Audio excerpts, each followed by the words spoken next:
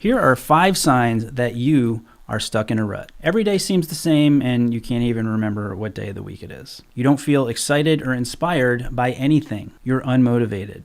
You feel unfulfilled. You want to make a change, but you're worried that it's going to be too hard to do, and you think, you're just better off doing the same thing that you've always done. If that stuff resonates with you, the first thing you need to do is to not feel bad about it, because we all go through periods like that throughout our lives. Now, it might feel never ending and like there's no way to get out of it, but you will. And if you use the 10 tips in this video, I guarantee you'll get there faster.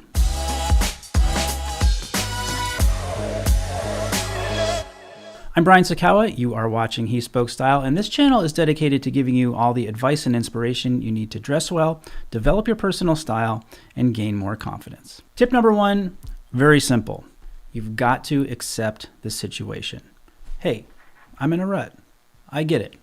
I accept it. Now, let's figure out how to get out of it. For tip number 2, I actually want to go back to one thing I mentioned in the intro, and that is, don't feel bad if you find yourself in a rut. If you're feeling this way, the thoughts that come to mind might be like, well, when I look at myself objectively, I've got a pretty good life, which then might make you think, I shouldn't be feeling this way. Almost like you don't have a right to feel the way you feel. But you do have a right to feel this way. You feel how you feel for a reason. And if you're telling yourself you shouldn't feel this way, you're not going to make any progress. So what you need to do is to let go of that and really try to understand and get to the bottom of what is causing you to feel like you're in a rut. Identify the cause. Is it your romantic relationship? Is it your health? Is it your job, your family situation, your friendships, your hobbies? Take some time to figure this out because you need to know where to direct your energy. The next thing you want to do, tip number 3, is to analyze your goals. And specifically, what we want to do is to kind of put things in perspective. You need to be honest with yourself about what it is you're hoping to achieve and whether that goal is reasonable. Personal example I use and that I've used before is, let's say my goal is to be a professional basketball player. So let's step back and analyze that for a second. Well, I'm 5 feet 9 inches tall. I'm almost 45 years old, and I'm not really that great at basketball, even if I practice. So my goal of being a professional basketball player is completely unreasonable. So instead of aiming to be a pro, I've got this basketball hoop in my driveway that I want to use. I'm going to try to be really good at shooting free throws and 10 and 15 footers. It's actually something I can achieve. It's more attainable. And that is what we're talking about here in terms of analyzing our goals and putting things in perspective. It's okay to dream big, but if you're dreaming too big and not being honest about what you can reasonably achieve, you're going to keep dooming yourself to failure. Now, don't equate recalibrating your goals downward to failure or, that you don't have potential. What you need to do in the short term is to create conditions that will promote success. Through those small successes, you're going to gain some momentum, and that momentum will continue to carry you up, up, up, and up out of your rut, and perhaps even get you closer to that bigger goal that you had originally. So once you've accepted that you're in a rut, identified the cause, and figured out where you want to go, one of the things you might be tempted to do is to completely change up your routine. When you're in a rut, you feel like you're doing the same thing over and over and over and over again. So it makes complete sense to think that making some really big changes to that routine is the key to getting out of the funk that you're in. In theory, it sounds great, but actually, that is the wrong way to approach it. Because if you make a lot of drastic changes at the same time to either habits or behaviors, that actually is going to very quickly create a lot more stress and anxiety for you, and you'll feel overwhelmed and probably won't be able to commit to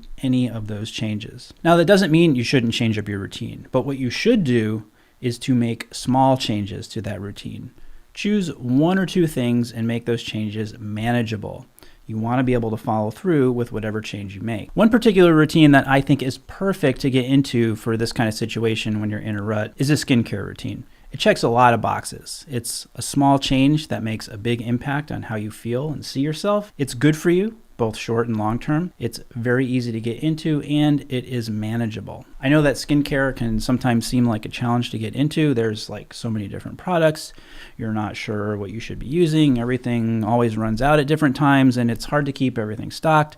And that is why I personally love and recommend Tiege Hanley, who I'm proud to partner with for today's video, because they make the whole thing just super easy. If Tiege is new to you, they have many different products, but all you really need to get started is their basic plan, which includes a face cleanser, an exfoliating scrub, an AM moisturizer with SPF to protect your skin from the sun, and PM moisturizer for the important repair process that happens while you sleep. Older guys like me, I'd recommend bumping up to Tiege's level 3 system, and that is going to add in a firming serum and an eye cream.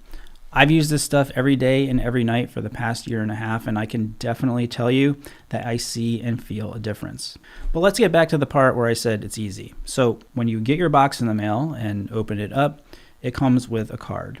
That card tells you what to do, when to do it, and how much of the product to use. And it gets even simpler because when you subscribe, you don't even have to think about going out to get more when you run out, because it automatically comes to your door every month. Now, in addition to great skin, when you join Tiege, you get lots of perks as well, including at least 20% off the retail price, the ability to customize your box, shipping reminders, you can pause and cancel at any time, there are no hassle refunds, and there's free US shipping, as well as low-cost shipping to most other countries. And because Tiege Hanley is sponsoring today's video, they're offering you guys a great deal.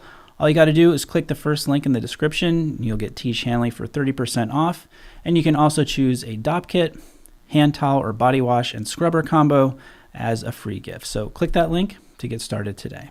Since we're on the topic of taking care of yourself, for tip number 5, what I want you to do is to think about self-care. Are you taking care of yourself? Like yourself, your actual self. Now, if you hear the term self-care and you're like, man, that's too Oprah.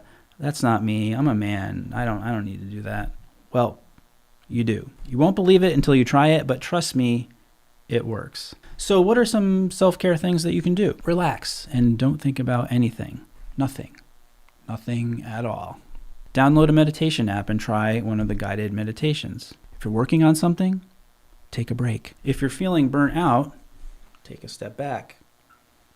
Exercise. Spend time with people you love. Make sure you're eating well, and make sure you're getting plenty of sleep. Oh, this next one, tip number 6. It's tough. Of all the strategies I'm giving you in this video, this one will be the hardest for certain people because it deals with something that can often lead people to great success. And if you're this type of person, you'll know exactly what I'm talking about. If you are a perfectionist, let go of that. And as a perfectionist myself, I know that that's difficult to do.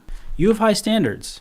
You set high expectations for yourself. And if you don't meet them, you might tend to be a little hard on yourself. And, even if you do meet those expectations, you might immediately start thinking, well, how could I have done that even better? This is a vicious cycle of sabotage when you are in a rut. So instead of focusing on perfection and putting so much weight on that, turn that focus to just getting things done and putting forth your best effort. It doesn't have to be perfect. Just do things to the best of your ability. Because if you're a perfectionist, the best of your ability, or even if you're not trying so hard, is generally going to be a much higher standard than what the average person actually considers to be really great. So it's okay to not be perfect. Now for tip number 7, this is one that sometimes gets a bad rap for potentially being reckless and risky, but there are 2 specific ways that being impulsive can benefit you if you find yourself in a rut. When you're in a rut, it kind of has the effect of taking some of your confidence away, but